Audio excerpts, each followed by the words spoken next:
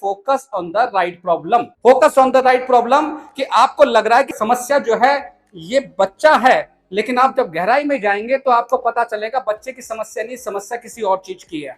आइए इसे समझते हैं कैसे।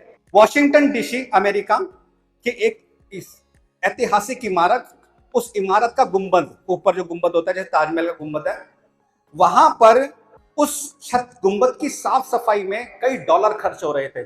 जब ऑडिट हुआ तो उससे पूछा जाता है भाई इतना पैसा यहाँ क्यों खर्च हो रहा है, तो वो ये कहते हैं कि जनाब ऊपर कबूतर आते हैं और कबूतर जो है वो अपना ड्रॉपिंग यानी पॉटी करते हैं, उसको साफ करने के लिए खास केमिकल मंगाना पड़ता है, नहीं तो छत खराब हो जाएगी एसिड लगा दिया तो समस्या क्या निकली, छत खराब हो रही है, समस्या क्या है, कबूतर, कबूतर ही समस्या है। अब हम देखते हैं क्या वाकई में ही कबूतर समस्या है। तो इसको हम बोलते हैं वाई एनालिसिस, यानी क्यों के पीछे एक और क्यों, वाई बिहाइंड वाई, यानी क्यों के पीछे क्यों, कबूतर क्यों आते हैं। सवाल अब एक नया पैदा हो गया है भैया, खर्चा क्यों हो रहा है, क्योंकि कबूतर आते हैं। अब दूसरा सवाल आ गया कबूतर क्यों आते हैं, तो जी कबूतर इसलिए आते हैं क्योंकि यहाँ पर मकड़ियां खाने आते हैं, कीट पतंगे खाने आते हैं। अच्छा जी, ये मकड़ियां क्यों आती हैं, कि मकड़ियां इसलिए आती हैं कि छोटे छोटे कीड़े आते हैं, उन कीड़ों को खाने के लिए मकड़ियां आती हैं। अब फिर क्यों आ गया कि कीड़े क्यों आते हैं, तो कीड़े इसलिए आते हैं क्योंकि इस पर लाइट जो पड़ती है शाम को, उस शाम को लाइट के कारण कीड़े आते हैं। तो फिर क्या करना है, कबूतर को उड़ाना है या लाइट को ठीक करना है, लाइट को ठीक करना है। धन्यवाद। तो लाइट को ठीक करना है, लाइट की डायरेक्शन चेंज करी गई, थोड़ा सा लाइट का पैटर्न चेंज किया गया और वहां की जो समस्या थी वो समाप्त हो गई।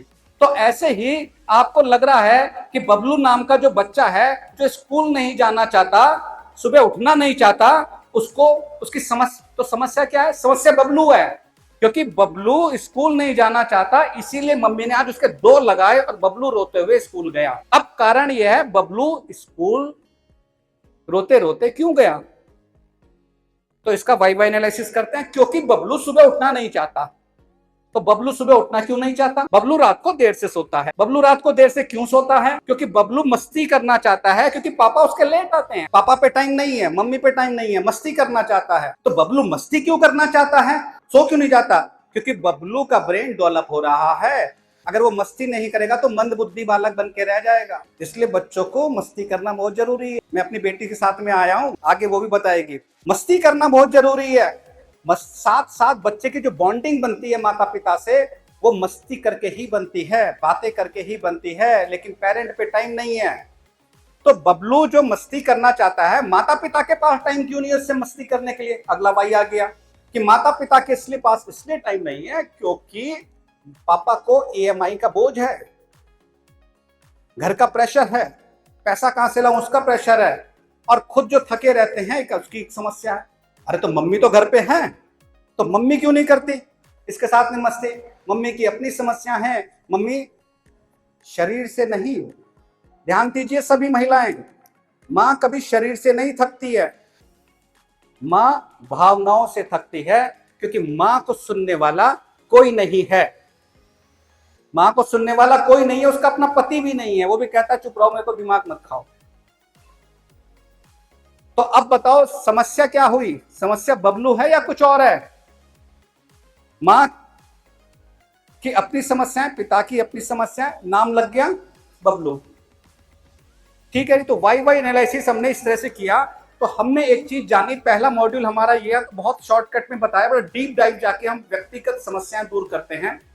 और हमने यहां जाना कि समस्या बच्चे की नहीं है, समस्या कुछ और है। तो आपको यहां पर सभी को एक साथ बोलना है, प्रॉब्लम बच्चा नहीं है।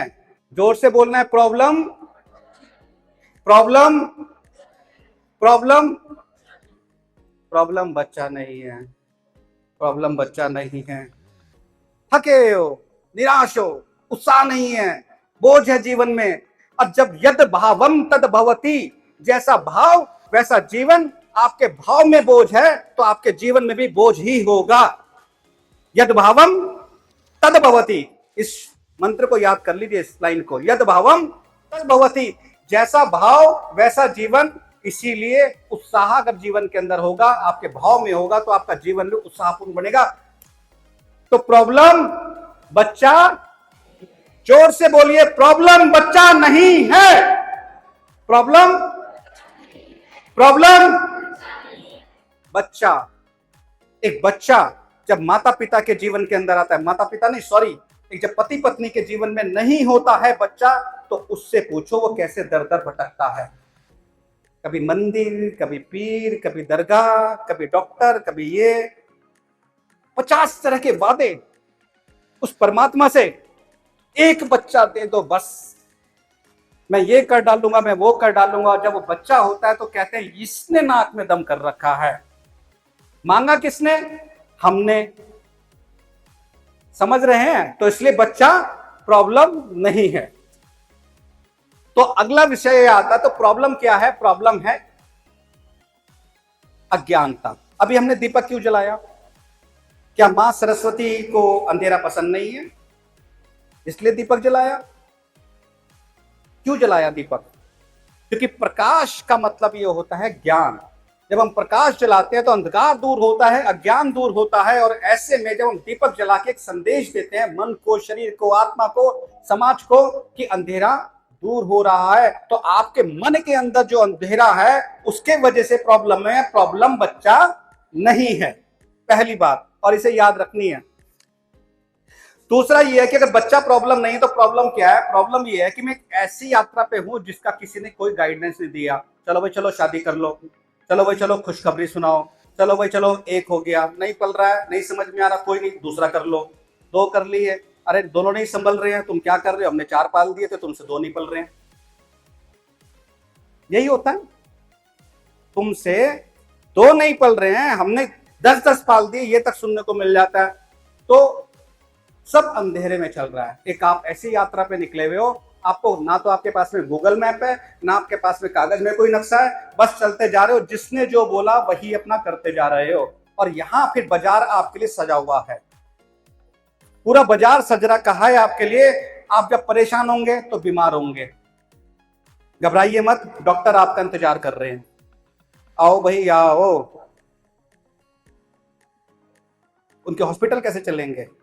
झगड़े होंगे तो चिंता मत कीजिए, वकील आपका इंतजार कर रहे हैं, आओ भाई आओ, मैं करूंगा सेटल तुम्हारा। कोई दुर्घटना घटेगी, पुलिस कचहरी आपका ये इंतजार कर रहे हैं।